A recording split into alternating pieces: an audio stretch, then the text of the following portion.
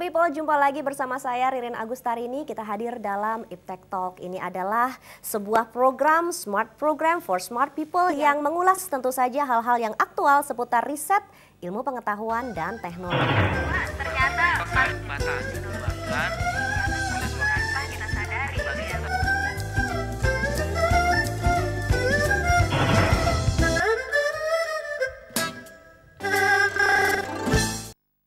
pada kali ini kita akan berbincang-bincang mengenai topik yang sangat menarik, yaitu intermediasi iptek untuk meningkatkan daya saing. Kita tahu pada masa globalisasi saat ini kehidupan berjalan cepat dan tentu saja ada pula tuntutan-tuntutan untuk bisa berpacu untuk semakin maju dalam berbagai bidang. Dan tentunya diperlukan fasilitas-fasilitas pendukung. Ada dua kekuatan besar yang menggerakkan proses transformasi global, yaitu perdagangan dan juga kemajuan teknologi. Peningkatan kemampuan ilmu pengetahuan dan teknologi memang sangat diperlukan untuk meningkatkan standar kehidupan, kemandirian, dan juga daya saing bangsa. Untuk lebih jelasnya lagi, kami sudah menghadirkan para narasumber yang sangat kompeten di bidangnya, yaitu Dr. Ituan Suhardi, Deputi Bidang Pendayagunaan Iptek, Kementerian Riset dan Teknologi. Pak Ituan, apa kabar? Baik, baik. Halo Smart People.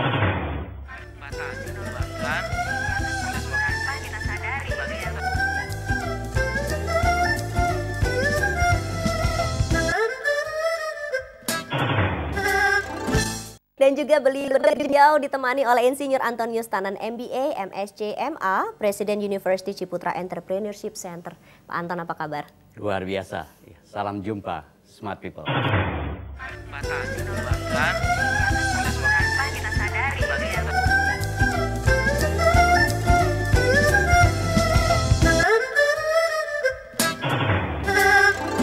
Baik Smart People, kita langsung saja buka dengan pertanyaan pertama, tentunya langsung saya tujukan untuk Pak Ituan terlebih dahulu nih.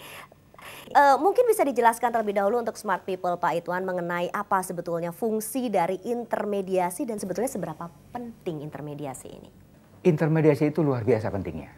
Karena apa? Karena walau bagaimanapun kita bicara ada beberapa yang kita sebutnya ada aktor, ya. Beberapa aktor yang bagaimana satu produk dari invensi masuk ke pasar itu adalah perlu peran spesial yang kita kenal sebagai intermediator. Kenapa demikian? Karena memang nature-nya antara si inventor yang kita harapkan menjadi innovator kalau dia sudah dipakai dan dipakai di pasar, ini environment-nya berbeda. Karena di satu sisi tentunya para inventor ini umumnya dia itu soliter, ya, individual dan sebagainya. Di satu sisi pasar ini berbeda. Kemudian kalau inventor atau si biasanya kita banyak penemu dan sebagainya, itu berpikirannya linier. Kalau saya lakukan begini akan selesai begini, nanti pada saatnya akan begini. Tapi kalau pasar itu nanti barangkali Pak Antonius akan menjelaskan, itu sangat dynamic. Ya, betul. Kadangkala produk yang kita proyeksikan akan katakanlah laku di pasar pada saat tertentu, pasarnya sudah berubah. Sehingga pada saat si inventor ini dia melakukan sesuatu, itu pasarnya udah beda, udah absolute, udah tutup malah. Baru hasilnya. Nah, disinilah peran intermediator itu jadi penting. Bagaimana mengkomunikasikan, bagaimana kondisi pasar, kemudian apa yang harus dilakukan. Sehingga dengan demikian, interaksi antar aktor ini sendiri, apakah si peneliti, periset, apakah selama inventor, kemudian pasar, kemudian pemerintah, itu harus bersama-sama melihat bagaimana konstelasi pasar, bukan hanya di lokal, pasar lokal, tapi juga pasar global. Disitulah nanti proses ataupun bagaimana posisi kita untuk bisa bersaing. Jadi sebagai si intermediator ini pun juga harus bergerak cepat ya Pak ya? Untuk bisa mengikuti pasar dan juga mengikuti apa yang terjadi, ini kan berarti harus ada pergerakan yang cepat juga. Betul, jadi seorang intermediator itu juga memahami semua konstelasi, ya, bagaimana pasarnya, kemudian bagaimana kemampuan-kemampuan dari si inventor, bukan hanya si peneliti mereka sendiri, tapi misalnya lab atau hardware apa aja yang ada dan sebagainya. Sebenarnya sumber dayanya kita mesti tahu. Dengan demikian, pasarnya juga kita kenali. Bukan hanya pasar lokal, tapi juga pasar global. Nah, disinilah interaksi seperti inilah yang harus diperankan oleh intermediator dan memahami, Oke. sehingga peran antara tadi memahami para aktor termasuk pasar dan sumber daya seperti ini itu menjadi sangat-sangat signifikan. Oke, dengan apa yang terjadi saat ini, begitu ya, bisa dikatakan mungkin kita agak sedikit di belakang dari beberapa negara tertentu untuk mengejar ketinggalan yang ada begitu dengan peran intermediator ini. Apakah memang karena kendalanya itu lambatnya intermediator ini, atau kita belum menemukan fungsi atau peran masing-masing yang tepat? Untuk memposisikan daya saing kita, ini perannya itu peran tadi bahwa peran bersama. Artinya peran bersama itu bukan hanya peran pemerintah, tapi juga bagaimana peran si industriawan, kemudian peran si akademisi dan sebagainya yang kita kenal sebagai ABG. Nah, peta seperti inilah yang kita harus pahami sama-sama, bersama-sama. Kemudian kita bisa membuat prioritas, dan sebagainya. Sebelah mana kita harus fokus, sehingga disitulah barangkali sumber daya yang kemudian dengan pasarnya yang kita sudah, katakanlah nanti Pak Antonius bisa menjelaskan, kita sudah bukan amankan, tapi juga kita sudah kenali dan sebagainya. Dengan demikian produk-produk ini akan segera masuk. Namun demikian saya lihat bahwa banyak sekali orang kita ada menghasilkan produk-produk yang sangat luar biasa. Walaupun ini yang saya katakan extraordinary. Bisa dibayangkan ada satu produk itu yang kemudian memang produknya itu sangat-sangat spesifik dan itu penetrate ke semua dunia.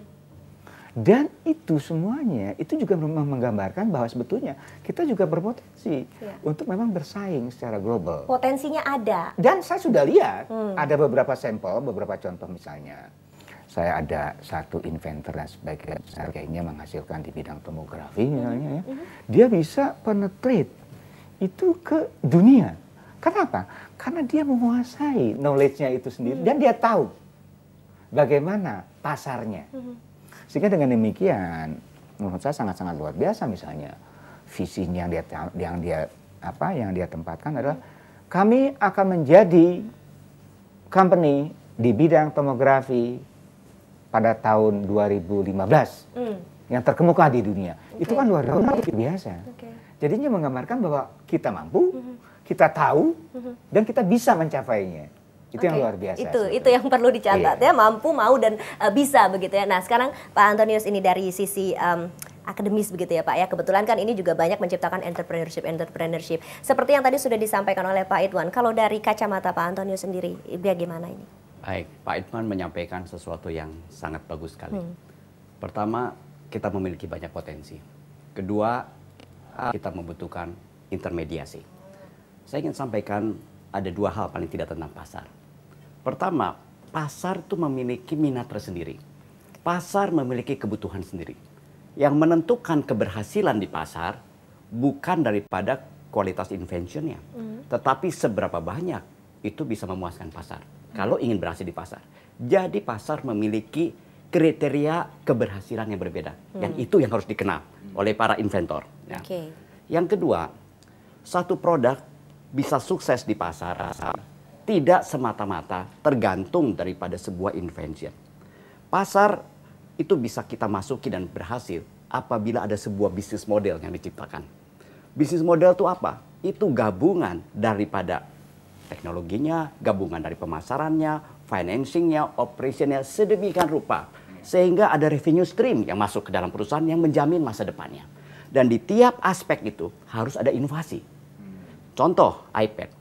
iPad tidak sekedar inovasinya itu di dalam layar sentuh. Dalam cara menjualnya, cara presentasinya dipikirkan semua. Menjadi sebuah paket bisnis model. Ini barangkali yang menurut hemat saya, inventor-inventor barangkali belum mengenal ini. Karena ya kata Pak Idman tadi sangat fokus, sangat soliter untuk itu. Inilah peran penting daripada yang menjadi di tengah ya intermediator itu untuk bagaimana mengkombinasikan berbagai kepentingan, mengkombinasikan berbagai resources untuk akhirnya lahir sebuah bisnis model yang bisa membawa satu produk kepada kesuksesan. Nah dari University Ciputra Entrepreneurship Center sendiri apa saja yang sudah dilakukan sampai selama ini Pak Anton? Baik, kami ada perguruan tinggi di Surabaya dan kami memiliki center yang menjabarkan entrepreneurship ke seluruh Indonesia. kami melakukan pelatihan untuk mahasiswa kami sendiri dan juga melakukan pelatihan untuk masyarakat. Jadi kami melatih guru sampai juga melatih TKW ya. Kami memiliki training center di Singapura yang melatih TKW kita. Baik, apa yang kami lakukan?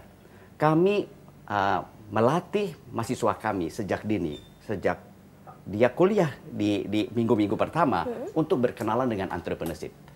Mahasiswa jurusan apapun, kami di sana ada jurusan teknologi, ada jurusan desain, ada jurusan tourism, tentu ada jurusan bisnis, psikologi, semua harus belajar entrepreneurship. Setiap hari Rabu, mahasiswa kami harus belajar entrepreneurship dari jurusan apapun. Tujuannya apa? Supaya waktu dia mengembangkan produknya, dia memiliki wawasan bisnis. Dia memiliki wawasan bisnis model. Dia kenal pasarnya. Mereka selama kuliah di tempat kami harus memiliki pengalaman menciptakan satu usaha walaupun kecil. Ya. Sehingga ini menjadi sebuah tempat latihan nanti in the real market setelah mereka lulus, kami berharap mereka lebih siap. Oke, baik. Itu dari sisi akademisnya begitu ya. Ya. Si ABG di sini Smart People adalah akademi, kemudian bisnis dan government ya. Jadi bukan anak baru gede. Gitu ya Pak Irfan. Ini gimana nih untuk bisa meningkatkan seperti yang tadi disampaikan Pak Ciputra, salah satunya adalah agar si mahasiswa-mahasiswa ini mengerti dunia bisnis juga. Jadi tidak hanya saja sebagai inventor atau penemu, tapi juga tahu ini harus di pasarnya gimana, marketnya gimana. Karena kan biasanya kalau inventor-inventor ini penuh dengan idealisme tinggi yang terkadang tidak mau tahu untuk urusan pasar gitu Pak Irfan. Jadi memang ya, itu yang saya katakan tadi, ada apa namanya, nature dari karakter yang saya bedakan. Kenapa peran intermediate ini jadi penting? Nah ini, kenapa kita berinteraksi dengan Universitas Ciputra? Karena memang disitulah salah satunya yang saya katakan tadi bahwa the academician sebetulnya, the academician itu sebetulnya yang menghasilkan inventor-inventor tadi, produk-produk. Dia umumnya tidak mengenali bisnis, yang seperti apa Pak Antonius katakan tadi. Namun demikian, dia akan menghasilkan atau produknya ini akan menjadi satu dari inventor menjadi innovator kalau dia sudah digunakan. Digunakan itu artinya masuk ke pasar, masuk ke bisnis. Nah, bagaimana ini tadi dari satu produk invensi menjadi masuk ke pasar? Yang tadi Pak Antonius katakan itu benar. Kita mengenal pasarnya, kemudian bagaimana model bisnisnya. Karena walau bagaimanapun, inovasi tadi itu secara umum itu memang tidak hanya melulu produk dari hasil hard science, tapi bagaimana melakukan inovasi dalam marketingnya, bagaimana kemudian model bisnisnya. Jadi begitu banyak inovasi hasil satu produk merupakan integrasi dari begitu banyak inovasi-inovasi, marketing, manajemen, pemasaran dan sebagainya. Ini produk-produk dari hasil tadi, invensi tadi itu cuma bagian core-nya. Tapi kemudian dibutuhkan inovasi-inovasi bagaimana dia bisa penetrate ke pasar dan pasar mau menerima. Itu memikirkan atau kolaborasi yang kita kenal sebagai ABG tadi. The academician, si inventor, kemudian si business communities, yang kemudian sekarang ada Universitas Ciputra yang mengkhususkan kepada entrepreneurship, kepada business community dan sebagainya. Itu adalah interaksi seperti ini yang kita inginkan. Nah kemudian peran the government itu kan sebetulnya dia harus melead, memberikan direction, memberikan regulation, di mana interaksi ini kemudian menjadi satu environment yang tumbuh. Dengan demikian tadi, apakah itu si inventor betul-betul dia tidak hanya sebagai inventor, tapi juga menjadi innovator. Inventor menjadi innovator harus punya environment, di mana salah satunya berinteraksi dengan dengan entrepreneurship dan sebagainya. Dengan demikian, sebagai pemerintah juga mengkondisikan agar environment itu tumbuh. Itulah kita harapkan. Nah, produk-produk inovator tadi tentunya kita harapkan bukan hanya mengisi pasar kita di Indonesia, tapi juga pasar-pasar dunia. Untuk misalkan yang katakanlah high tech seperti itu. Dan kita tadi saya katakan pada awal bahwa itu kita punya contoh-contoh seperti itu, bagaimana penetrate ke dunia. Ya, jadi sebetulnya potensi yang kita punya bukan berarti kita tidak ada kita ya smart people ya, ada, hanya saja mungkin belum terekspos begitu ya, belum seperti tadi dikatakan Pak Idwan, belum sampai atau belum penetrate ke dunia. Nah Pak Anton, ini salah satu peranan dari Universitas Ciputra ini kan tentu saja juga untuk bisa meningkatkan atau mencetak entrepreneurship yang bisa menembus atau penetrate dunia tadi itu dengan daya saing yang luar biasa sekali sekarang ini. Ada strategi-strategi khusus mungkin atau apa saja yang sudah dilakukan gitu di Universitas Ciputra ini? Yang pertama, untuk mencapai dunia harus punya impian dunia dulu. Ya, supaya jangan by accident dia menjadi pemain dunia. Dia harus punya impian. Ya. Kedua, dia harus bersentuhan dengan produk dunia dan bersentuhan dengan global player juga. Okay. Nah, di tempat kami di kampus kami ada program mahasiswa kami melakukan pameran di luar negeri, pameran produknya dia, dan juga dia magang atau kerjasama dengan perguruan tinggi di luar negeri ya. Kemarin baru kami kirim ke Korea untuk itu, supaya dia tahu world standard seperti apa. Dan mudah-mudahan dengan perjumpaan-perjumpaan itu menciptakan impian-impian yang lebih besar untuk itu ya.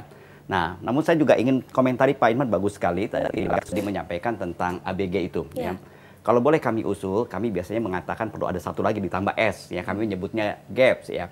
Itu apa aja? Government, ada academician, ada business, dan ada society. Kenapa society penting? Society bisa berperan sebagai endorser yang luar biasa. Saya ambil contoh Pak. Misalnya ada sebuah invention dalam bidang pertanian, satu yang sangat bagus sekali, ditemukan di kampus. Kita sudah bikin bisnis modelnya, artinya dibantu oleh kelompok bisnis. Lalu pemerintah sudah menyiapkan perangkat legalnya. Penting sekali untuk juga kita merangkul kelompok society. Siapa? Kelompok barangkali kerukunan tani. Anggaplah kalau tokohnya itu Pak, bisa berdiri dan melakukan endorser. Wah, ini produk ini luar biasa. Kalau saya tahu 20 tahun yang lalu ini akan luar biasa. Wah, itu akan luar biasa dampaknya. Itu akan menciptakan akselerasi di dalam penetrasi produk itu di pasar. Ya, jadi kami mengatakannya ada GAPS ya, government, academician, business, and society. Ya. Jadi society juga penting ya, itu juga salah satu potensi pendukung juga begitu ya Pak Anton ya. Baik, nah Pak Idwan, kalau dari Kementerian Ristek sendiri Pak, untuk kebijakan-kebijakan yang sudah dikeluarkan, kalau tadi Bapak juga sempat menyebutkan government juga membantu tentunya dari soal perizinan atau mungkin nanti dari hak cipta dan lain sebagainya, gimana sampai saat ini Pak? Ya, kembali lagi, memang saya ini kan Pak Antonis itu betul sekali. Memang sebetulnya tidak hanya academician bisnis society juga tapi penting. Juga society atau communities. Karena disitulah letak pasar. Memang itulah bagian dari tidak terhindarkan seperti itu. Nah sebenarnya kita sebagai government, kembali lagi bahwa sebenarnya tugas government tuh yang saya katakan tadi, bagaimana interaksi ini terjadi dan kemudian environment-nya tercipta dengan baik ya. Ya kan? Tapi tentunya yang saya katakan tadi bahwa environment yang kita ciptakan ini itu bukan hanya government dalam artian luas. Kami berkolaborasi juga dengan kementerian lain yang berhubungan dengan bagaimana menciptakan environment. Salah satunya dengan Kementerian Hukum dan HAM yang menciptakan atau sebagai government yang bertanggung jawab terhadap hak paten dan sebagainya.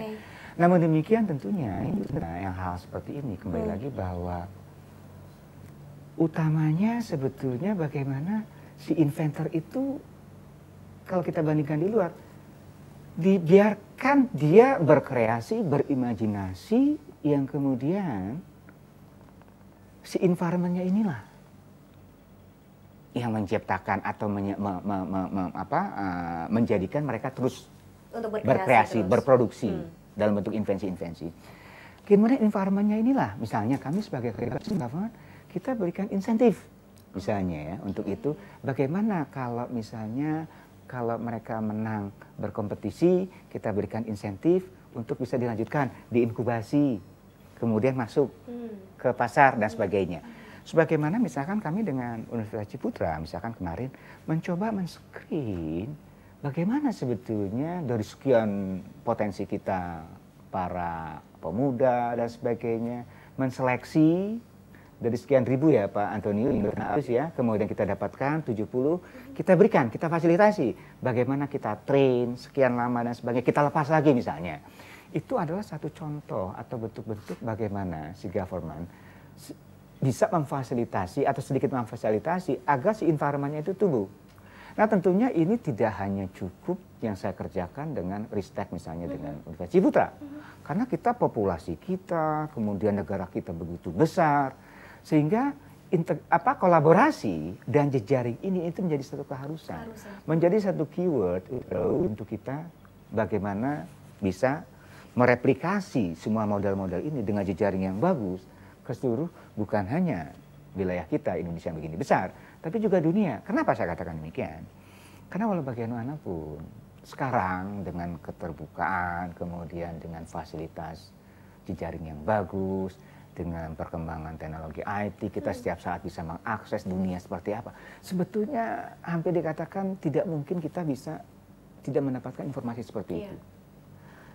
Kalau kita melakukan invensi sesuatu, kita tuh tahu sebetulnya posisi kita ada di mana dan kita akan kemana. Tadi Pak Antonius mengatakan dreamingnya tuh harus ada dulu.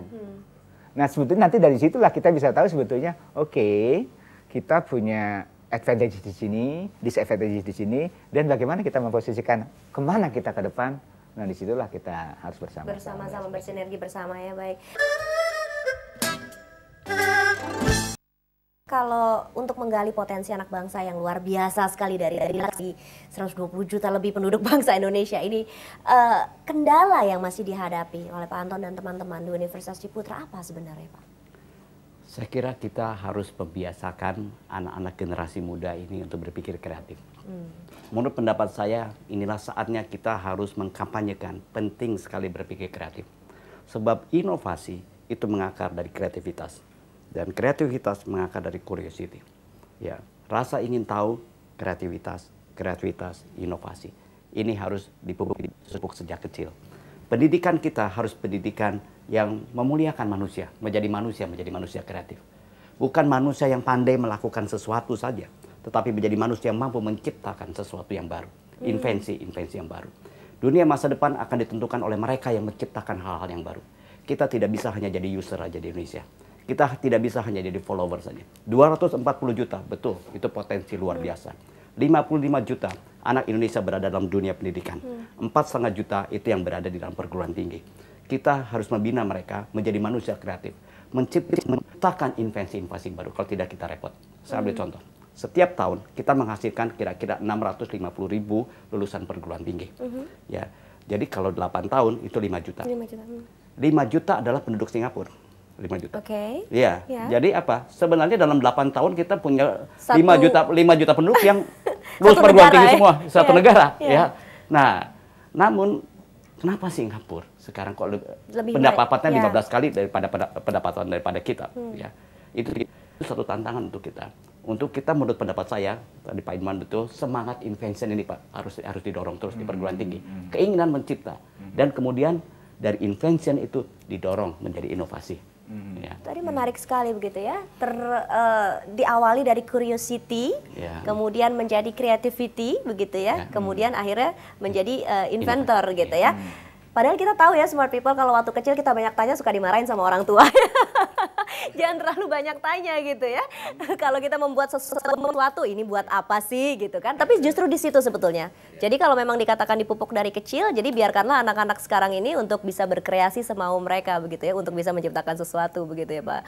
Baik smart people, sepertinya kita sudah sampai pada kesimpulan. Tapi sebelumnya saya mau tanya dulu sama Pak Idwan sebelum menyimpulkan perbincangan kita kali ini. Apa sebetulnya sih yang masih menjadi ganjelan Bapak begitu mewakili Kemenristek ini? Mungkin ini ungkapan, himbauan, saran kepada siapa saja, baik itu society, akademisi, atau bahkan government sendiri. Oh iya, terima kasih Mbak Ririn. Jadi yang sebetulnya yang menjadi challenge pada kita ke depan, terutama untuk generasi yang akan datang, bagaimana kita bersama-sama menyiapkan, dengan saya katakan tadi, kita sudah punya vehicle untuk MP3E itu sendiri.